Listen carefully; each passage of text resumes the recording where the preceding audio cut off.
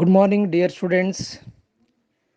First of all, I would like to congratulate you for securing good marks in the final examination of second PUC 2024.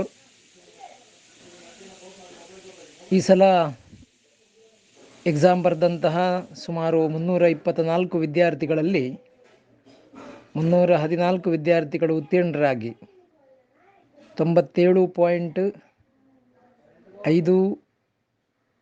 ಫಲಿತಾಂಶ ಲಭ್ಯ ಆಗಿದೆ. ಬಹಳ ಉತ್ತಮ ಫಲಿತಾಂಶ ನಮ್ಮದು.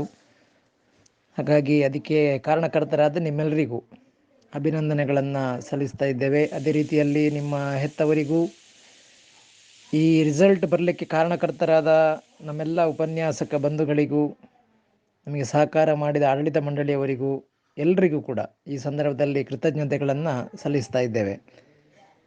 ಯಾರೆಲ್ಲ ಅನುತ್ತೀರ್ಣರಾಗಿದ್ದೀರಿ, ಒಂದು 9 ಜನ 10 ಜನ ಕಡಿಮೆ ಮಾರ್ಕ್ ತಗೊಂಡಿದ್ದೀರಿ.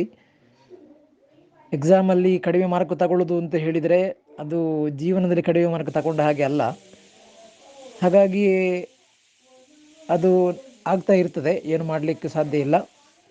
ಹಾಗಾಗಿ ನೀವೆಲ್ಲರೂ ಕೂಡ ಎಕ್ಸಾಮ್ 2ಗೆ ಅಪ್ಲೈ ಮಾಡಬೇಕು. ಯಾವುದರಲ್ಲಿ ಕಡಿಮೆ ಮಾರ್ಕ್ ಬಂದಿದೆ ಅದನ್ನು ಮತ್ತೆ ಎಕ್ಸಾಮನ್ನು ಕಟ್ಟಿ ಒಳ್ಳೆಯ ಮಾರ್ಕನ್ನು ತಗೊಂಡು ಮತ್ತೆ ನೀವು ಉತ್ತೀರ್ಣರಾಗಬೇಕು ಅಂತೇಳಿ ಈ ಸಂದರ್ಭದಲ್ಲಿ ನಿಮ್ಮೆಲ್ಲರಿಗೂ ಕೂಡ ಶುಭವನ್ನು ಹಾರೈಸ್ತೇನೆ. ಇಲ್ಲಿ ನಮ್ಮ ಈ ಸಲದ ರಿಸಲ್ಟ್ ಹೇಗಿತ್ತು ಹೇಳಿದರೆ, ಪ್ರಥಮ ಸ್ಥಾನವನ್ನು ದೀಪ್ತಿ, ಕೇಳಪೇಟೆಯ ಸಮೀಪದ ಮನೆ ಇರುವ ಕುಮಾರಿ ದೀಪ್ತಿ, ಕಾಮರ್ಸ್ ಸ್ಟಾಟ್ ವಿಭಾಗದಿಂದ 587 ಅಂಕಗಳು, 13 ಅಂಕ ಮಿಸ್ ಆಗಿದೆ. 97.83 ಅಂಕಗಳನ್ನು ಪಡ್ಕೊಂಡಿದ್ದಾಳೆ. ಅದೇ ರೀತಿಯಲ್ಲಿ ವಿಜ್ಞಾನ ವಿಭಾಗದಲ್ಲಿ ಶೆಟ್ಟಿ ಪೂರ್ಣಚಂದ್ರ 585 ಅಂಕಗಳನ್ನು ಪಡೆದು 97.5% ಅಂಕಗಳೊಂದಿಗೆ ಉತ್ತೀರ್ಣರಾಗಿದ್ದಾನೆ. ಅದೇ ರೀತಿಯಲ್ಲಿ ವಾಣಿಜ್ಯ ವಿಭಾಗದಲ್ಲಿ ಮತ್ತೆ 3ನೇ ಸ್ಥಾನವನ್ನು ಪುನೀತ್ ರಾಜ್ ಮತ್ತು ವ್ಯಾಲೆಂಟೈನ್ ಯಶಸ್ ರೋಡ್ರಿಗಸ್ ಕ್ರಮವಾಗಿ ಇಬ್ಬರು ಕೂಡ 583 ಅಂಕಗಳನ್ನು ಪಡ್ಕೊಂಡಿದ್ದಾರೆ. 97% ಫಲಿತಾಂಶ ಲಭ್ಯವಾಗಿದೆ. ಹಾಗಾಗಿ ಅತ್ಯುತ್ತಮ ಅಂಕಗಳನ್ನು ಪಡೆದಂತಹ ಈ ವಿದ್ಯಾರ್ಥಿಗಳಿಗೆ ಅಭಿನಂದನೆಗಳು. ಜೊತೆಯಲ್ಲಿ ಇನ್ನಿತರ ವಿದ್ಯಾರ್ಥಿಗಳು, ಯಾಕೆಂದರೆ ಅವರೆಲ್ಲರೂ ಕೂಡ ಒಳ್ಳೆ ಶ್ರಮ ಪಟ್ಟಿದ್ದಾರೆ. ಕೆಲವರಿಗೆ ಸ್ವಲ್ಪ ಕಡಿಮೆ ಮಾರ್ಕ್ ಬಂದಿದೆ. ಹಾಗಾಗಿ ಬೇಸರ ಪಡುವಂಥ ಅಗತ್ಯ ಇಲ್ಲ. ಮುಂದಿನ ದಿನಗಳಲ್ಲಿ ಇನ್ನೂ ಹೆಚ್ಚಿನ ಶ್ರಮವನ್ನು ಪಟ್ಟು ಹೆಚ್ಚು ಅಂಕಗಳನ್ನು ನೀವು ನಿಮ್ಮ ಭವಿಷ್ಯದಲ್ಲಿ ಪಡಿಬೋದು. 122 ವಿದ್ಯಾರ್ಥಿಗಳು ನಮ್ಮ ಕಾಲೇಜಿನಲ್ಲಿ ಡಿಸ್ಟಿಂಕ್ಷನನ್ನು ಪಡೆದಿದ್ದಾರೆ. ಬಹಳ ಒಳ್ಳೆಯ ರಿಸಲ್ಟ್ ಇದೆ. 122 ವಿದ್ಯಾರ್ಥಿಗಳು ಡಿಸ್ಟಿಂಕ್ಷನನ್ನು ಪಡ್ಕೊಂಡು ಪಾಸಾಗಿದ್ದಾರೆ. 193 ವಿದ್ಯಾರ್ಥಿಗಳು ಫಸ್ಟ್ ಕ್ಲಾಸ್ನಲ್ಲಿ ಪಾಸಾಗಿದ್ದಾರೆ. ಹಾಗಾಗಿ ಸುಮಾರು 30 ವಿದ್ಯಾರ್ಥಿಗಳು 95%ಕ್ಕಿಂತ ಹೆಚ್ಚು ಅಂಕಗಳನ್ನು ಪಡ್ಕೊಂಡಿದ್ದಾರೆ. ಈ ಎಲ್ಲ ದೃಷ್ಟಿಯಲ್ಲಿ ಇಷ್ಟು ಒಳ್ಳೆಯ ರಿಸಲ್ಟನ್ನು ನೀಡಿದಂಥ ಎಲ್ಲ ವಿದ್ಯಾರ್ಥಿಗಳಿಗೆ ಮತ್ತೊಮ್ಮೆ ನಮ್ಮೆಲ್ಲ ಉಪನ್ಯಾಸಕ ಬಂಧುಗಳ ಪರವಾಗಿ ಶುಭಾಶಯಗಳನ್ನು ಸಲ್ಲಿಸಲಿಕ್ಕೆ ಬಯಸ್ತಾ ಇದ್ದೇವೆ. ಯಾರೆಲ್ಲ ಪರೀಕ್ಷೆಯಲ್ಲಿ ಅನುತ್ತೀರ್ಣರಾಗಿದ್ದೀರಿ, ನಿಮಗೀಗ ಪುನಃ ಅದನ್ನು ಕಟ್ಟುವಂಥ ಅವಕಾಶ ಇದೆ. ಏಪ್ರಿಲ್ 29ರಿಂದ ಆ 2ನೇ ಪರೀಕ್ಷೆ ಪ್ರಾರಂಭ ಆಗ್ತದೆ. ಹಾಗಾಗಿ ನೀವು ಡೇಟನ್ನು ನೆನಪಿಟ್ಕೊಳ್ಳಿ, ಏಪ್ರಿಲ್ 16. ಹಾಗಾಗಿ ಏಪ್ರಿಲ್ 16ರ ಒಳಗೆ ನೀವು ಅದನ್ನು ಕಟ್ಟಬೇಕಾಗ್ತದೆ. ಹಾಗಾಗಿ ಯಾರಿಗೆಲ್ಲ 9-10 ಜನ ಯಾರು ಕಡಿಮೆ ಮಾರ್ಕ್ ತಗೊಂಡಿದ್ದೀರಿ, ನೀವು ತಕ್ಷಣ ಕಾಲೇಜಿಗೆ ಬರಬೇಕು, ಅಥವಾ ಆನ್ಲೈನಲ್ಲಿ ಕೂಡ ನೀವು ಇದನ್ನು ಮಾಡಲಿಕ್ಕೆ ಸಾಧ್ಯ ಆಗ್ತದೆ. ಒಂದು ಏನು ಅಂತ ಹೇಳಿದರೆ, ಅಲ್ಲಿ ಫೇಲಾದ ವಿದ್ಯಾರ್ಥಿಗಳಿಗೆ ಒಂದು ಸಬ್ಜೆಕ್ಟಿಗೆ 140 ರೂಪಾಯಿ ಕಟ್ಟಲಿಕ್ಕೆ, 2 ಸಬ್ಜೆಕ್ಟಿಗಾದರೆ 270 ರೂಪಾಯಿ, 3 ಅಥವಾ ಅದಕ್ಕಿಂತ ಹೆಚ್ಚು ಸಬ್ಜೆಕ್ಟ್ ಇದ್ದರೆ 400 ರೂಪಾಯಿ. ಸೊ ಇಷ್ಟು ಅಮೌಂಟ್ ಮೂಲಕ ನೀವು ಕಟ್ಟಬೇಕು. ಆನ್ಲೈನಲ್ಲಿ ಕಟ್ಬೋದು, ಕಾಲೇಜಲ್ಲಿ ಕೂಡ ಇದಕ್ಕೆ ಅವಕಾಶ ಇದೆ, ಬಂದು ಮಾಹಿತಿಯನ್ನು ತಗೊಳ್ಬೋದು.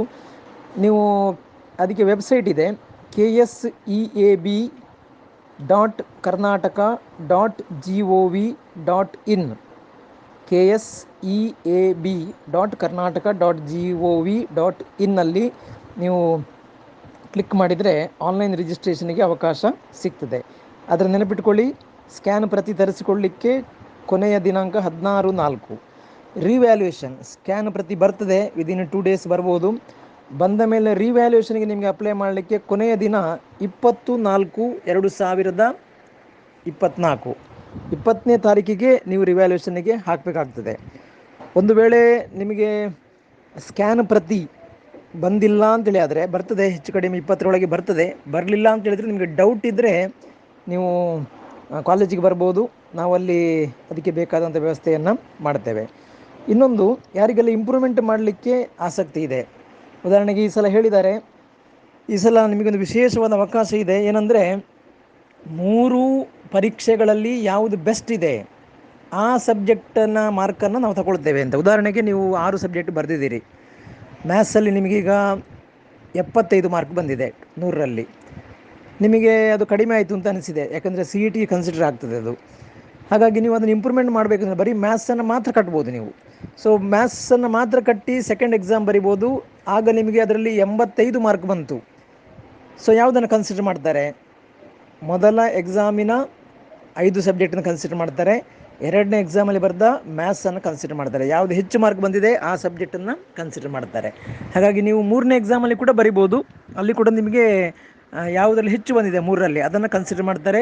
ಮತ್ತು CETಗೆ ಇದು ಕನ್ಸಿಡರ್ ಆಗ್ತದೆ, ಸೆಕೆಂಡ್ ಎಕ್ಸಾಮಿನ ಮಾರ್ಕು. ಹಾಗಾಗಿ ನಿಮಗೆ ಒಂದು ಒಳ್ಳೆಯ ಅವಕಾಶ ಇದು ಬರೆಯುವವರಿಗೆ, ಆ ಕಾರಣಕ್ಕೋಸ್ಕರ.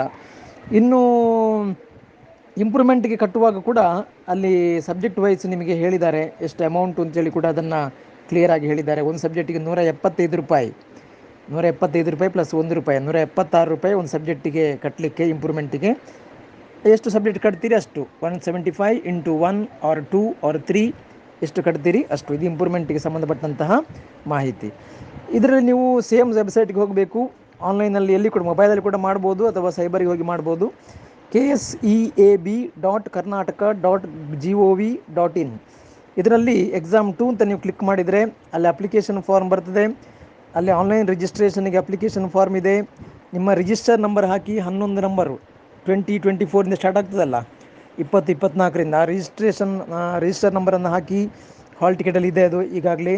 ಡೇಟ್ ಆಫ್ ಬರ್ತ್ ಹಾಕಿ, ಸಬ್ಜೆಕ್ಟ್ ಹಾಕಿ, ಅಲ್ಲಿ ಸಬ್ಜೆಕ್ಟ್ ತೋರಿಸ್ತದೆ ಯಾವ ಸಬ್ಜೆಕ್ಟ್ ಇಂಪ್ರೂವ್ಮೆಂಟ್ಗೆ ನೀವು ಕಟ್ತೀರಿ ಆ ಸಬ್ಜೆಕ್ಟನ್ನು ಹಾಕಿ, ಅಡ್ರೆಸ್ಸನ್ನು ಬರೀರಿ. ಆನಂತರ ಚಲನ್ ಜನ್ರೇಟ್ ಮಾಡಲಿಕ್ಕೆ ಅದು ಕೇಳ್ತದೆ. ಅಲ್ಲಿ ಮೇಕ್ ಪೇಮೆಂಟ್ ಆಪ್ಷನ್ ಇದೆ. ಅಲ್ಲಿ ನೀವೇನು ತಿಳಿದ್ರೆ QR ಕೋಡ್ ಬರ್ತದೆ. ಆ QR ಕೋಡಲ್ಲಿ ನೀವು ಸ್ಕ್ಯಾನ್ ಮಾಡಿ ಎಷ್ಟು ಅಮೌಂಟ್, ಈಗ 2 ಸಬ್ಜೆಕ್ಟ್ ಕಟ್ಟಿದರೆ ಇಷ್ಟು, ಒಂದು ಸಬ್ಜೆಕ್ಟಿಗೆ 175 ರೂಪಾಯಿ ಅದೇ ತೋರಿಸ್ತದೆ, ಅದನ್ನು ಕ್ಲಿಕ್ ಮಾಡಿದರೆ ಆಯಿತು.